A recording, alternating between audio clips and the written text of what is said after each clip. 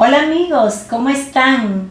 Espero que estén todos bien, gozando de salud en medio de todo este panorama que nos rodea. Hoy con su lección número 6. Vamos a hablar hoy. Conozcamos a Elena G. de White. En la lección anterior hablamos acerca de cómo el Señor manifestó el don de profecía en la iglesia remanente y la persona que eligió para ese ministerio profético fue a Elena G. de White. Pero hoy vamos a entrar en detalles de su persona, quién fue, sus padres, su familia, el rol que ella desempeñó en el inicio de esta iglesia, el impacto que ella tuvo con el Señor, un accidente que tuvo de niña. Vamos a entrar en esos detalles de su vida, conocer más a fondo quién fue la persona de Elena G. de White. ¿Cómo fueron sus visiones? ¿Cuántas visiones tuvo? ¿Cuántos libros ella escribió? ¿Cuántas páginas manuscritas hay de ella escritas? Todos estos detalles vamos a tocarlos en el desarrollo, en el estudio de esta lección número 6. Conozcamos a Elena G. de White. Yo pienso que cada vez se pone más interesante esta lección. Recuerden amigos que sin profecías, nos dice Proverbios 29:18, el pueblo será disipado o desenfrenado. Tratemos de que nosotros no seamos de ese grupo, porque estemos atentos a las profecías bíblicas. Les invito a entrar en la descripción del video y allí van a encontrar la lección completa en PDF, el cuestionario de esta lección número 6 y también la presentación en PowerPoint de esta lección número 6. Todo eso disponible, gratuito, para que usted lo pueda descargar, y solo tiene que ir a la descripción del video y allí va a encontrar el link apropiado. Será un gratísimo placer nueva vez compartir junto a ustedes la lección número 6. Conozcamos a Elena G. de White. Curso El don de profecía en la iglesia remanente. Lección número 6. Conozcamos a Elena G. de White. Muy bien. ¿Quién era Elena G. de White? Elena G. de White fue una joven que nació el 27 de noviembre de 1827. Su nombre era Elena Gould y su apellido Harmon. Era hija de Robert y Eunice Harmon. Así que Elena G. de White fue esa jovencita nacida de esa familia. Hay muchas personas que no saben lo que significa el G y siempre hablan de Elena G. de White, y algunos he escuchado mencionar que dicen Elena Harmon White. Es Elena G. es de Gould. El apellido era Harmon, así que ella mantuvo su nombre, Elena Gould, y cuando se casó pasa a ser llamada White. Tenía una hermana melliza, así que no era solo ella en la familia, eran 8 hijos. De toda la familia eran 8 hermanos, pero la más joven era Elena y su hermana melliza. ¿Y cómo fueron sus primeros años? En su niñez, podemos decir que los primeros años lo vivió allí en Gorham, Maine, junto a sus padres, que eran granjeros, campesinos, en un tiempo cuando la mujer no tenía mucho valor en la sociedad.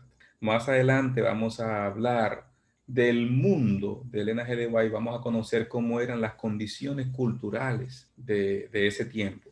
Pero en esta lección solamente quiero destacar en esta pregunta que ella fue educada en los quehaceres del hogar porque sus padres eran campesinos y granjeros, cuidando animales, ordeñando vacas, al mismo tiempo que se entretenía sanamente con sus hermanos en los juegos infantiles de la vida campestre. Una niña normal como cualquier otra niña, así podemos decir que fue la niñez de Elena White. ¿Y se quedó Elena viviendo en Gorham para siempre? No, antes de entrar en la escuela elemental, llegó a Portland, se fueron de Maine a Portland, con su familia. Allí pasó los años de su niñez y juventud. Como su familia era pobre, no obtuvo más que unos pocos años de educación primaria, además de las dificultades que le produjo un problema de salud que más tarde vamos a mencionar. ¿Y cuándo fue la primera vez que Elena se encontró con la idea de que Jesús regresaría muy pronto a esta tierra otra vez?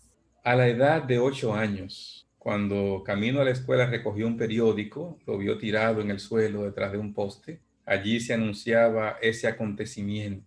Al considerar el tema, se llenó de temor, se impresionó profundamente y oraba continuamente para estar lista para el encuentro con Jesús. Cuando ella vio en ese periódico, hablando acerca de Jesús, ¿estás preparado para ese encuentro? Entonces fue conmovida seriamente, su corazón fue conmovido y allí tuvo ese primer encuentro, como esa primera relación con el Señor. Yo entiendo que hubo un incidente a los 9 años. ¿Qué fue lo que ocurrió a esa edad? Un año después de ese encuentro que marcó su vida espiritual a los 8 años, sí aconteció que ella y su hermana melliza huían de una compañera de clase que venía creando problemas. Y cuando ella se volteó a mirar a la compañera que las perseguía, ésta le había lanzado una piedra, le dio directamente en la frente, como podemos decir, en la parte que está sobre la nariz y allí entre las cejas, allí justo impactó la piedra y Elena G. de White quedó en coma por 3 semanas. O sea, fue un impacto muy fuerte lo que ella recibió con esa piedra y realmente hubo mucha preocupación en la familia porque quedó en coma. Cuando hablamos de que una persona está en coma es que no despertó en 3 semanas después de ese accidente, de esa pedrada que le dio la compañera de estudios en el rostro. Wow, me imagino que eso fue terrible y que la muchachita también se asustó, me imagino. Un detalle más es que Elena no pudo progresar en la escritura. Mirando hacia atrás, después de casi 50 años, ella escribió: el cruel golpe que marchitó los goces de la tierra fue el medio para dirigir mis ojos al cielo.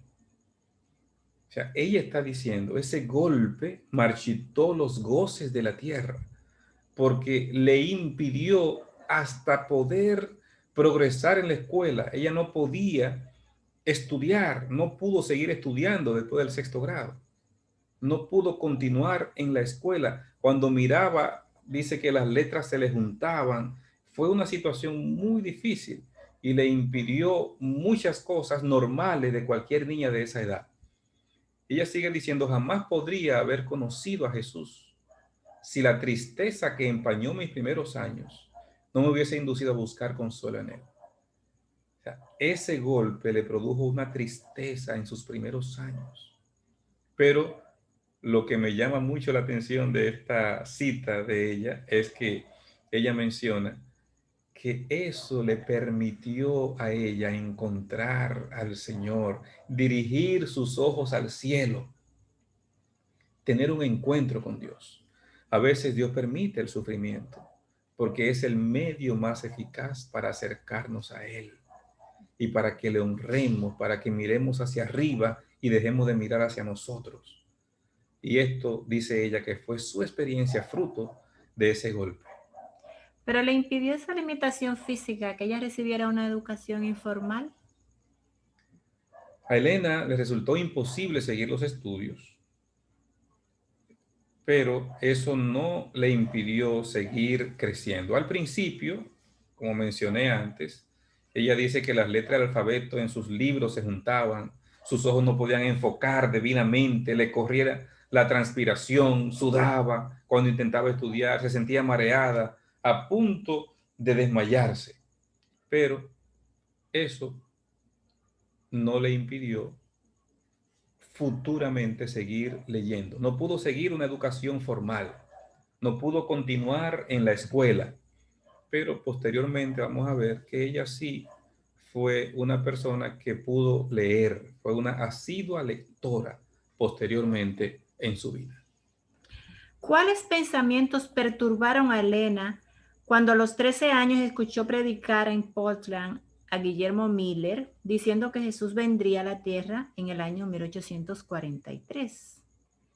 Se sentía profundamente indigna, tanto que escribió que ella no merecía llamarse hija de Dios, porque no era lo bastante buena para entrar en el cielo. O sea, ella tuvo un impacto cuando ella escuchó hablar de la segunda venida y miró hacia adentro de sí y entonces reconoce que ella es indigna. Ese pensamiento es un pensamiento que habla de un arrepentimiento, que habla de una conversión genuina. Cuando nosotros estamos cerca de Dios, entonces nos sentimos indignos. No nos creemos que somos algo. Y esa fue la experiencia que ella narra que sintió cuando escuchó hablar acerca de la segunda venida de Cristo. Y entonces, ¿cuándo comenzaron a disiparse esas tinieblas en su vida? En el verano del año 1841, a los 13 años de edad, mientras asistía a un congreso metodista en Button, Maine, allí comenzó una experiencia espiritual. Escuchó un sermón sobre el tema de que la autodependencia y el esfuerzo propio de nada valen para ganar el favor de Dios. Ella, entonces, fruto de entender ese aspecto, porque ella se estaba esforzando y buscando la manera de querer agradar a Dios y hacer su propio esfuerzo. Y entonces cuando escuchó ese sermón a los 13 años, ella dice, no, entonces no depende del esfuerzo humano. Entonces como que se le abrió la mente, pero había algo que la preocupaba mucho a ella, que era el tema de ver a un Dios tirano, de ver a un Dios que va a quemar a la gente en el infierno por millones y millones de años. Ella no podía asimilar eso, no podía ver a un Dios amigo, cercano, que va a quemar a la gente por millones y millones y millones de años. Entonces, entendió, fruto de esto, que el Señor nos ama, que el Señor se ha esmerado en buscar al hombre para redimirlo, para salvarlo, y que fruto de eso es que nosotros podemos encontrar la salvación. Así que después de entender eso, ella se bautizó en la iglesia metodista. ¿Y cuáles nuevas experiencias tuvo después de unirse a la iglesia metodista? Elena todavía estaba llena de dudas. También la seguía martirizando la idea de ese fuego infernal. Después que se bautizó, seguía todavía ese tema. No se borraba. Las diversas creencias en el estado de los muertos y de la inmortalidad del alma son aspectos que estaban presentes en ella. No podía sacar eso de su mente. Tristemente, una jovencita, 13 años, pero esos temas la tenían bloqueada y se bautiza y se pensaba que, bueno, después que se bautizó, ya ese tema se iba a esparcir, iba a desaparecer. No, seguía pendiente porque en esa iglesia, como en muchas otras iglesias, se predicaba de un infierno que va a quemar a las personas por miles y millones de años. Y nosotros sabemos, acorde con lo que enseña la Biblia, que Dios va a quemar a todas las personas, como dice Apocalipsis, como dice la palabra de Dios en otras partes. Jesús enseñó también, pero es un fuego que va a quemar hasta destruir, hasta convertir en ceniza, según lo que dice Malaquías.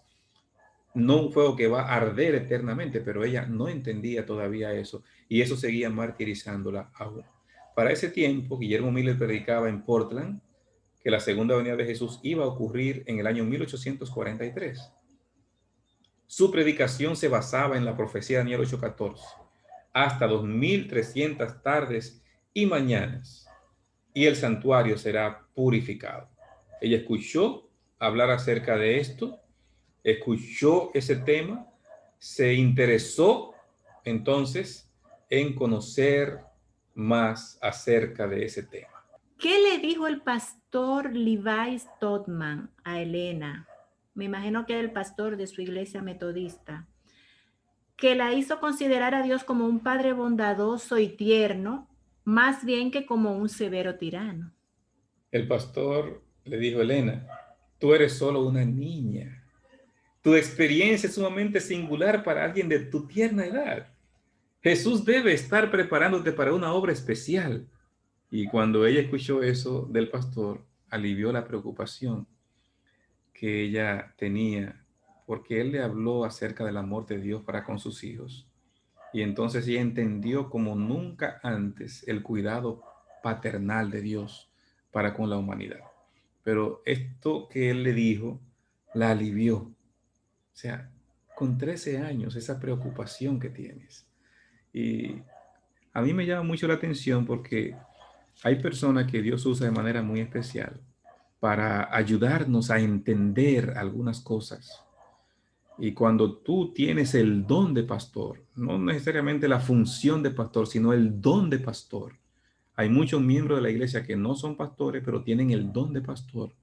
Dios esparce esos dones en su iglesia, que son esas personas que tienen la capacidad de aconsejar, de ayudar a otros, de aliviar su carga, de compartir la situación por la que está pasando. Entonces, este pastor, además de la función, tenía el don y eso ayudó a Elena G. de White a aliviar esa carga pesada que ella tenía. Muy bien, entonces, ¿qué impacto hizo en ella el descubrimiento de que Dios es un Padre tierno? La fortaleció para hacer resonar las nuevas de la segunda venida de Jesús, para que otros puedan hacer preparación para ese glorioso acontecimiento. Elena comenzó a dejar la timidez natural que sentía y empezó a orar en público, a compartir con otros en las clases de Biblia. Fíjate cómo entender el amor de Dios comenzó a producir cambios significativos en ella. Lo primero es que la fortaleció espiritualmente. Esa fortaleza espiritual, entonces, la motivó para que otros puedan prepararse para ese glorioso evento también. Y como ella quería que otros también se prepararan, entonces comenzó a vencer la timidez y comenzó a compartir con otros dando clases de Biblia. ¿Cómo mantuvo Elena un interés activo en las ideas del movimiento milerita en esa época? La esperanza de que Jesús volvería pronto le añadió vida y vigor a su vida. La esperanza, lo primero.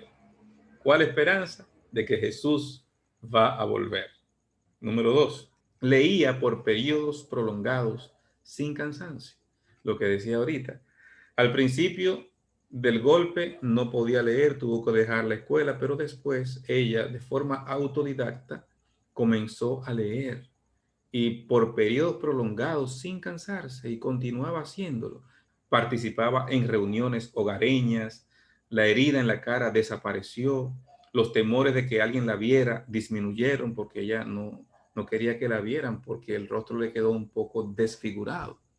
Entonces, después de esa experiencia, entonces ya ella no le preocupaba que las personas la miraran. Comenzó a hacer vida social con los amigos de la iglesia y leía los periódicos, folletos y las notas orales que le traían sus amistades.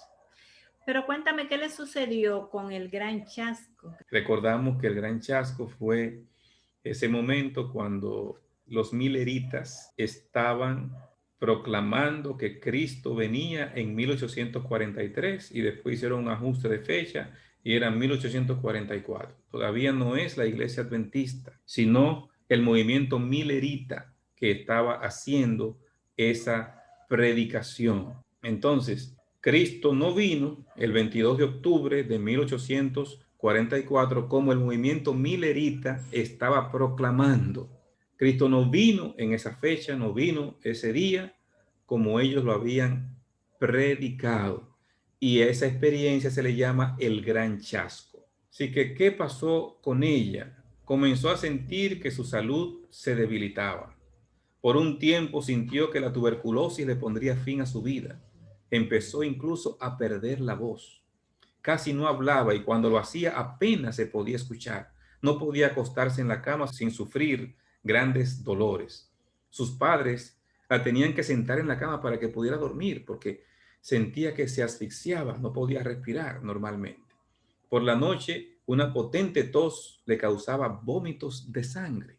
Se despertaba repetidas veces haciendo trasnochar a sus familiares. Todo eso después del chasco. O sea, el impacto de ese chasco fue terrible en su salud, más que todo.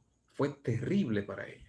Yo entiendo que hubo una división en el grupo que esperaba la segunda venida de Cristo después del chasco. Y me gustaría saber en qué grupo quedó Elena Harmon. Sí, hubo realmente 4 grupos.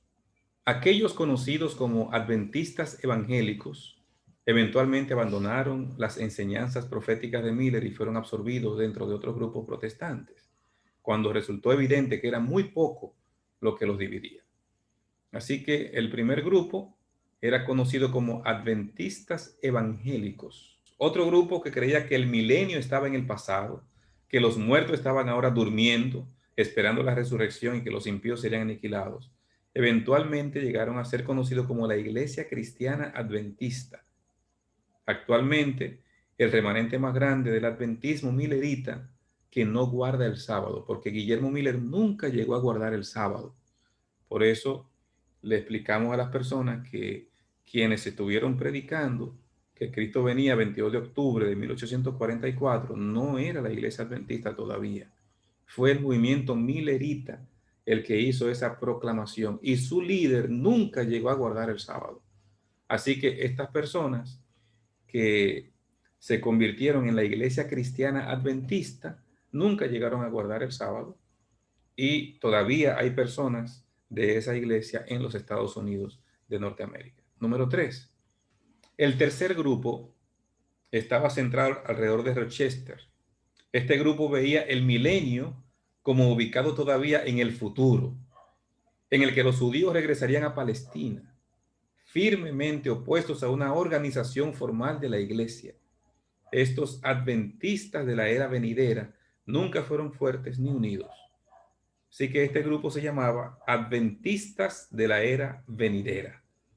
Pero ese fue el nombre que se le puso, y puedo decir así rápidamente, que tenía que ver con la creencia de que después de 1844 se iba a cerrar el tiempo de gracia. Así que los adventistas del sábado y la puerta cerrada era conocido este grupo. Ese grupo, mediante la oración, el estudio de la Biblia y la confirmación divina, elaboraron una exposición racional de los eventos centrados en el 22 de octubre de 1844. Este grupo, esparcido, encontró eventualmente su unidad y misión y llegaron a convertirse en los adventistas del séptimo día. Creían que algo había ocurrido el 22 de octubre. ¿Pero qué? No era que Cristo venía a la tierra, sino que Cristo pasaba del lugar santo al lugar santísimo del santuario celestial. Y más adelante vamos a entrar también en otros detalles sobre eso. Dios comprendió el dolor y la confusión de ellos, así como comprendió a esos 2 abatidos discípulos que después de la resurrección caminaban pesadamente hacia Emmaús. Ellos decían, y nosotros que pensamos que Él era que iba a redimir a Israel. Y entonces Dios vio a estos que se quedaron pidiéndole a Dios, le dijera, ¿dónde se equivocaron? ¿Dónde tuvo el error? Y el Señor les reveló estas verdades. Así que en este grupo quedó Elena Harmon, más tarde Elena White. Pero me inquieta saber acerca de sus inicios. ¿Cuándo y cómo fue la primera visión de Elena Gould? Una mañana de diciembre de 1844, no habían pasado 2 meses del chasco cuando un pequeño grupo de mujeres adventistas en Portland, Maine, se unieron en oración y en el estudio de la Biblia. La extenuada y demacrada Elena había estado hospedándose en el hogar de los Haynes por unos pocos días. Su médico y sus amigos habían aceptado la idea de que ella moriría de tuberculosis. Así que allí estaba en el hogar de los Haynes un grupo de damas buscando a Dios en oración, estudiando la palabra de Dios, que el Señor les iluminara, les guiara. Mientras estaba orando, esta adolescente de 17 años perdió contacto con lo que la rodeaba y allí tuvo su primera visión. De esa manera comenzó un ministerio de 70 años que llegó a ser más significativo a medida que pasaban los años. Es extraordinario nosotros ver cómo a una jovencita de 17 años el Señor le dio esta revelación y su ministerio se extendió por 70 años. O sea que vivió hasta los 87 años de edad. Muy bien. Pero ¿ella se mantuvo soltera o se casó? ¿Con quién se casó y cómo fue ese proceso? Un joven predicador, 6 años mayor que Elena, se convenció de que sus visiones eran genuinas y que su mensaje de aliento era necesario. Y así fue como Jaime White entró en la vida de la joven Elena, pero no con ideas románticas al principio. Él quería apoyarla, él quería estar a su lado para ayudarla a que ella contara esas visiones, a que ella pudiese ser ese instrumento que Dios quería para que otros pudiesen conocer esas verdades sagradas.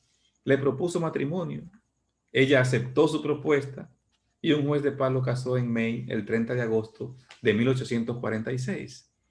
Así que así comenzó, con la idea no romántica al principio, pero terminaron casándose y ese matrimonio siguió desarrollándose y se extendió durante la vida de Jaime White hasta su muerte. Estuvieron allí unidos en el sagrado vínculo del matrimonio. Aquí en la pantalla podemos ver una imagen, retrato de cómo se veía ya en su edad madura Jaime White. ¿Y cuántos hijos tuvo el matrimonio? ¿Quiénes fueron esos hijos? El casamiento de Elena con Jaime produjo 4 hijos, de los cuales solo 2 sobrevivieron hasta llegar a la edad adulta. Su primogénito fue Henry Nichols, un joven de carácter alegre, pero murió de neumonía a los 16 años. O sea, el primero murió. El segundo hijo fue James Edson, fue un impresor a los 14 años de edad. Llegó a ser un popular escritor y compositor adventista. Su trabajo tenaz en favor de la gente de color en los estados sureños no tuvo paralelo. Los talentos administrativos de William Clarence, fue su tercer hijo, fueron reconocidos temprano en su vida. Así que el tercer hijo se dedicó más a la administración, fue el compañero de viaje y consejero de confianza de su madre después que su padre murió. Así que poco después que su madre murió en 1915, él fue nombrado secretario del Centro White, supervisando el trabajo durante más de 20 años allí de los escritos de su madre, Elena G. de White. El cuarto hijo, John Heber, nació en 1860, pero murió a los 3 meses de erisipela.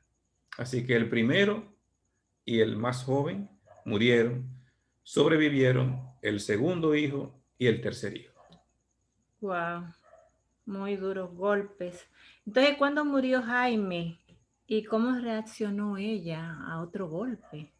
El cansado guerrero, como se le llamaba por lo mucho que trabajaba, murió el 6 de agosto de 1881. La noticia conmovió a los adventistas desde el Atlántico hasta el Pacífico.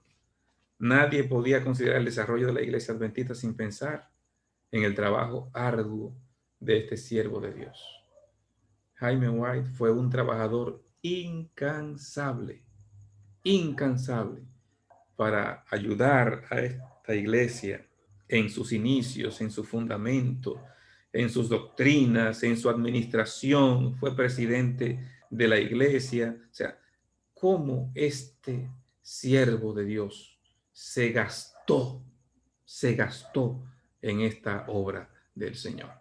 La esposa dijo: y ahora él, en cuyo afecto generoso me he apoyado, con quien he trabajado, con quien he estado unida en el trabajo por 36 años, me es arrebatado. Pero puedo colocar mis manos sobre sus ojos y decir: encomiendo mi tesoro a Dios hasta la mañana de la resurrección. Qué emotivas palabras de la sierva de Dios al perder a su esposo. ¿Cómo fue la salud de Elena White durante su vida? Ella escribió sobre salud, así que es muy importante saber cómo fue su salud. En respuesta a la acusación de que había tenido epilepsia del lóbulo temporal, 8 profesores de la Escuela de Medicina y Enfermería de la Universidad de Loma Linda, incluyendo a 3 neurólogos, más un psiquiatra del norte de California, estudiaron las evidencias disponibles. En 1984 escribieron su informe titulado ¿Tuvo Elena G. de White ataques apopléticos parciales múltiples? ¿Por qué este grupo decidió hacer esa investigación después de ella estar muerta? Hicieron una investigación profunda, seria, y fíjense quiénes hicieron la investigación. 3 neurólogos, un psiquiatra. Comenzaron a mirar todas las evidencias, a revisar su vida, sus escritos, los detalles, todo. Y entonces, ¿tuvo Elena G. de White ataques apopléticos parciales múltiples? Esa investigación viene fruto de acusaciones de que las visiones de Elena G. de White venían fruto de la pedrada que le habían dado. Tenía esas visiones porque tenía ataques apopléticos, que afectó esa pedrada a su cerebro y por eso venían esas visiones. Pero si usted ha leído los escritos, se dará cuenta que muchas personas quisieran entonces tener una pedrada similar para tener esa claridad mental y esa conexión divina, porque realmente no hay que ir muy lejos, sino solamente leer El Camino a Cristo, El Deseado de toda la gente, Palabras del Gran Maestro, para usted darse cuenta de la calidad de los escritos de Elena G. de White. Pero, ¿qué arrojó ese estudio? ¿Cuáles fueron los resultados del estudio? Número 1, ellos concluyeron, después de una cuidadosa revisión de los materiales autobiográficos y biográficos disponibles, considerados a la luz del conocimiento actual de este tipo de ataques, es nuestra opinión que no hay evidencias convincentes de que Elena G. de White sufrió ningún tipo de epilepsia. Número 2, no hay posibilidad de que ataques apopléticos parciales múltiples sean la causa de las visiones de la señora White o de su papel en el desarrollo de la Iglesia Adventista del Séptimo Día. Su vida de producción literaria y ministerio personal, más sus extensos viajes públicos, demuestran su salud y fortaleza. O sea, estamos hablando de que ella murió en 1915 a los 87 años de edad. Y estamos hablando de un tiempo cuando la esperanza de vida era de 40 a 50 años. En esa etapa que la esperanza de vida era entre los 40 y los 50 años, Elena G. de White vivió 87 años. Entonces, eso nos habla acerca de la salud y la fortaleza física que ella tenía. ¿Fue Elena de White una millonaria? También se le acusó de que ella llegó a ser millonaria fruto de sus libros y la venta de sus libros. Acusada acerca de esto, ella respondió lo siguiente mientras vivía en Australia, en el año 1897. Yo quiero leer cómo ella respondió a esa acusación. No quiero parafrasearlo, yo quiero que ustedes junto a mí vean cómo ella respondió por escrito a esa acusación de que ella era millonaria. Ella dijo a la persona que le había hecho la acusación: usted ha difundido informes respecto a que yo me estoy enriqueciendo. ¿Cómo lo supo usted? Por casi 10 años he estado trabajando con dinero ajeno. Si vendiera todo lo que poseo, no alcanzaría para pagar todas mis deudas. ¿Dónde he invertido yo este dinero? Usted lo sabe muy bien. Yo he sido el banco del cual se ha sacado dinero para hacer progresar la obra en este país, en Australia. He prestado dinero para hacer la obra que debe ser hecha. Ni un solo céntimo de las donaciones que me han enviado, desde cantidades grandes hasta las más pequeñas, he usado para mí. Todas las regalías de mis libros publicados fuera de los Estados Unidos y vendidos allá han sido sagradamente dedicados a Dios para impulsar la educación de los jóvenes de tal manera que se preparen para el ministerio. Miles de dólares he gastado en esto. ¿Es esta la manera de acumular riquezas? La vieja historia que Can Wright, abro paréntesis, un detractor de la iglesia, que fue una persona que Elena G. de White ayudó mucho y que terminó fuera de la iglesia escribiendo un libro en contra de la iglesia adventista. Ella dice, la vieja historia que Can Wright y otros han contado de que yo tengo $30,000 es mera ficción. Y no solo dicen eso, sino que esos $30,000 ahora son 30,000 libras esterlinas que he acumulado desde que llegué a Australia. No sé dónde está ese dinero. Estoy usando mis medios tan rápido como llegan a mis manos a fin de llevar adelante la obra de Dios en este país. Si tuviera 30,000 libras esterlinas, no hubiera hecho un préstamo de 1,000 libras esterlinas en el África, del cual estoy pagando interés. Si pudiera, pediría prestado otras 1,000 libras esterlinas de tal manera que pudiésemos construir el edificio principal del colegio. No tengo 30,000 libras. Me gustaría tener $1.000.000. Haría lo que hice en Sydney. Pondría de inmediato obreros en el campo de labor, pagando sus gastos de mis propios fondos. Necesitamos tener 100 obreros, donde ahora hay solo uno. ¡Wow! ¡Qué respuesta!, ¿verdad? A mí me impresiona los detalles que ella da acerca de esto. Cómo desmiente a esos detractores de ella, acusándola de riqueza. Dice, lo que recibo en mis libros se lo devuelvo a la iglesia, ayudando a construir colegios, ayudando a obreros para que puedan prepararse para rendir un mejor servicio al Señor. Y de hecho, el Evangelio ayudó a muchas personas para que estudiaran, para ser pastores. Ahí está la historia, ¿verdad?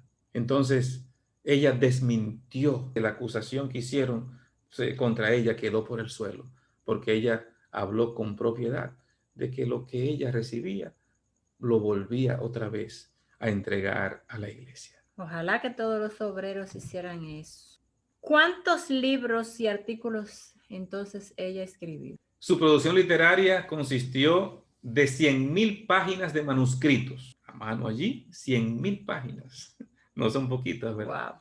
Cuando ella murió, había en circulación 24 libros de su autoría. Los manuscritos de 2 libros estaban listos para ser publicados, pero no habían sido publicados en el momento de su muerte. Así que con esos 2 serían 26. 5.000 artículos habían sido publicados en las revistas pertenecientes a la iglesia.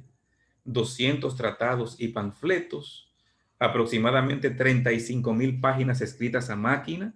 De esos manuscritos y de las cartas habían colocado a máquina ya unas 35.000 páginas. 2.000 cartas escritas a mano y anotaciones de su diario que cuando se copiaron a máquina sumaron otras 15.000 páginas a máquina, que si las sumamos a las 35.000 de los primeros manuscritos, entonces estamos hablando de 50.000 páginas a máquina. Las compilaciones de sus escritos hechas después de su muerte dan un total de más de 130 libros grandes y pequeños. Así que la producción hoy de lo que se publicó estando ella viva y lo que se ha publicado después de su muerte suman 130 libros grandes y pequeños. Una producción literaria extraordinaria. Tenemos todos esos libros disponibles hoy en nuestras librerías y podemos tener acceso a este material, conocer lo que Dios ha revelado, lo que Dios ha mostrado. Esta producción literaria está disponible en varios idiomas en el mundo en la actualidad. Es nuestro anhelo, nuestro deseo que nosotros podamos seguir conociendo mejor quién fue Elena G. de White y no nos llevemos de rumores, no nos llevemos de tantas teorías fantasiosas que la gente se inventa, de tantas acusaciones falsas que la gente busca, sino que busquemos la verdad. Vamos a hablar en la próxima lección un poco más acerca de Elena G. de White, caminando con Elena G. de White. Nos va a hablar un poco más acerca de la persona, su carácter. Esos detalles vamos a ver en la próxima lección de este curso. Que el Señor les bendiga.